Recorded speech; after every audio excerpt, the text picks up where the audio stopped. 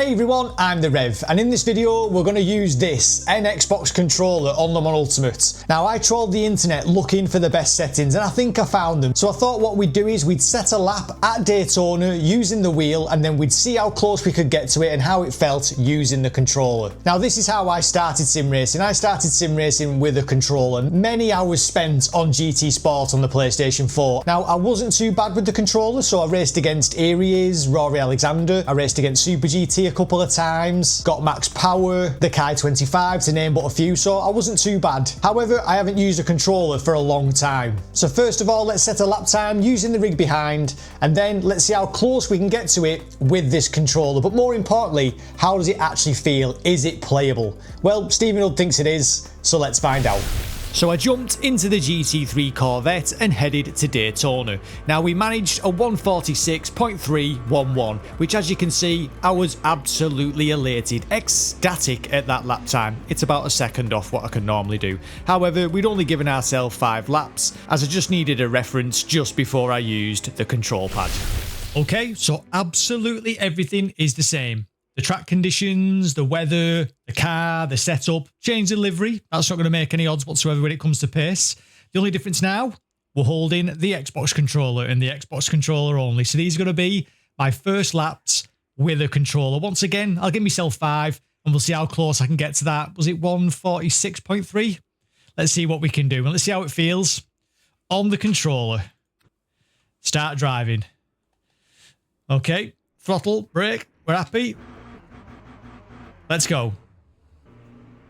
Still got control over the MFD in the bottom corner that's on the bumper buttons. That's pretty good, so we'll keep the tyres up there. And here we go. First couple laps on controller. Is Stephen Hood right? Can you play the game on controller? What kind of experience can the console players expect? This is going to be a bit of an experience. Let's go. Out of pit lane. Just feel our way into it. It feels very strange. Obviously, never ever played the game with a controller before. But as I say, lots of experience on controller.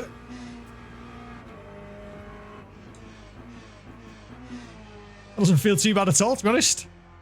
That does not feel too bad at all. We'll wait for the first spin.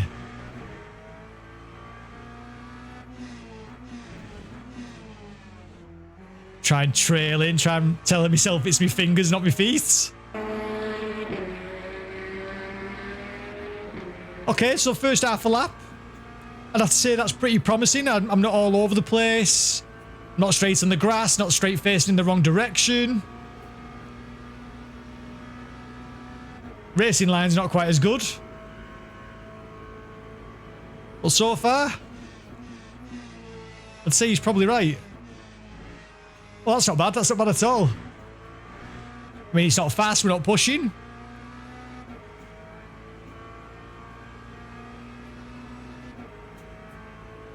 But that feels half decent. It's going to be a bit of a nightmare now, I would imagine, into turn 1. But we'll just take our time. We won't go for a world record. But as you can see, I'm handling it. I'm handling it fine with a controller. So I do have to say, it's actually tuned very nicely.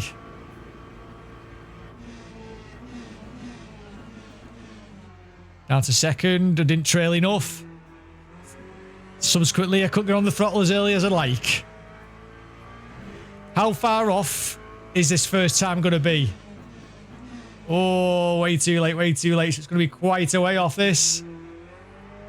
But it's good though, because I got to feel the car slide at the rear then, so you got to see what it felt like. Purple sector, obviously.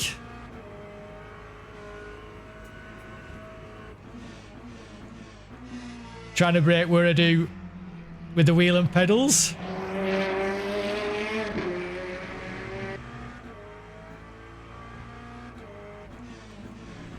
I have to say, he's not a liar. If I did not have all this kit, I would 100% be happy to play Le Mans Ultimate with this controller. I think console players are in for a treat, a massive treat. I'd have been happy with this. When I was a console player Don't get me wrong, obviously I know some console players have still got the kit, the Moser wheels, the Fanatec stuff, but 47.2?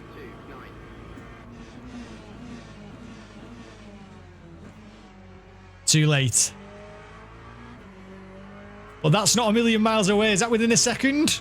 It was indeed within a second, so that wasn't too bad. But what about if we up the ante and move to a car without ABS?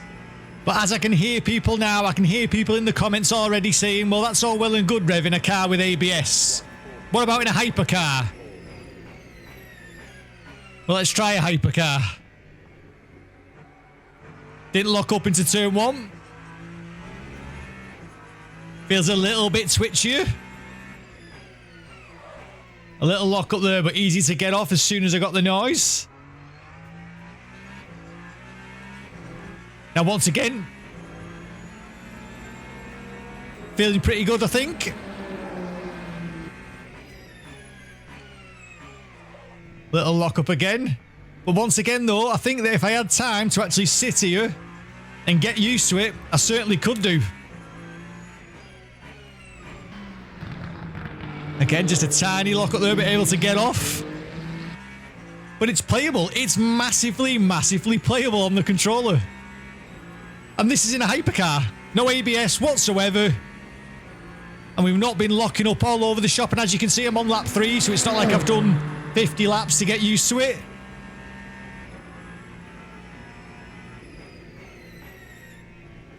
Oh, we've got that wrong. We've got that wrong. But that was me, nothing to do with the controller. That's a skill issue on my part. As we try and get used to it. But I don't think you can deny, even in a car with no ABS, Le Mans Ultimate is 100% playable on the controller. No doubt. As I say, if I only had this, I'd be happy to play this with the controller. And I'm sure... Whoa, lock up there. But again, you can get off the trigger pretty quick. And I'm sure that if I sat here and tried to get used to it, I think I could.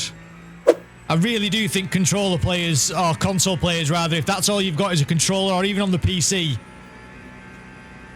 I'd be happy to play this game, and I think the console players are in for a massive, massive treat.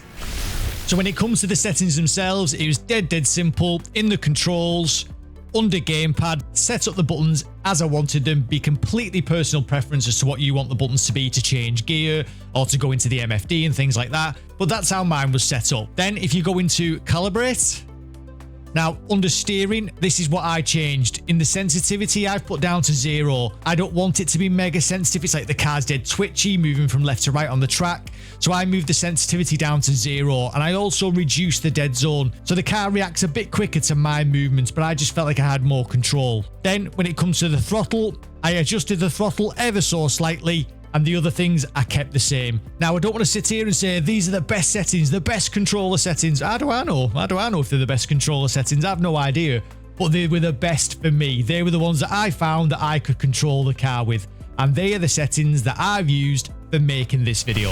So there you go. I think you can see from the video we got relatively close to the lap time we set in the rig with the controller, but most importantly the game felt really good. It wasn't overly sensitive, it felt really nice to play, and I think console owners especially are in for a treat. Stephen Hood wasn't lying, you can race on Le Mans Ultimate with a controller. And if that's all I had to play Le Mans Ultimate right now, then I would happily play it with the controller. I'm not one of these sim racers that thinks you need all this kit or there should be loads of barriers to entry. I don't. I think anybody that wants to enjoy it should be able to jump in and play it. And using this for 35 quid, you can do just that. I hope you've enjoyed this video. Do give the settings a try. Let me know your thoughts in the comment section below. As always, I've been the Reverend. Thank you very much for watching.